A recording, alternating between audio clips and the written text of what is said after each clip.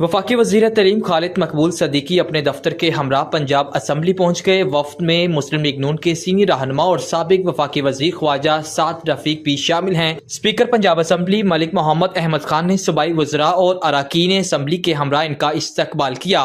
Speaker Punjab assembly Malik Mohammad Ahmad Khan और खालिद मकबूल सदीकी के दरमियान स्पीकर चैम्बर में मुलाकात हुई। मुलाकात में पंजाब असम्बली की जानिब से वफाक को भिजवाने जाने वाली करारदाद पर तबादला ख्याल किया गया। खालिद मकबूल सदीकी की जानिब से करारदाद पर भरपूर हिमायत का इरादा किया गया। खालिद मकबूल सदीकी की पंजाब असम्बली आमद पर खुशामदीद कहते हैं स्पीकर मलिक मोहम्मद अहमद ने कहा, जिले हुकूमत के इस्तेहकाम के किए पंजाब असम्बली की मंजूर शुदा करारदाद पार्लियामेंट से मंजूर की मुतकाजी है और ऐसे मजबूत बल्दियाती निज़ाम की हामी है जिसके तहत लोगों के मसाइल घर की दहलीज पर हल किए जा सकेंगे। स्पीकर मलिक मोहम्मद अहमद खान ने मजीद कहा कि अब जमहूरियत के सम्राट आम पाकिस्तानियों को तो पहुंच पाएंगे। करारदाद जमहूरियत की बुनियादों को मजबूत करने का एक अहम संग मील है। मुलाकात में मेंबरान असम्बली अहमद इकबाल, राजा शौकत भट्टी, इफ्तिखार अहमद छिछर, तारिक गिल भी मौजूद थे।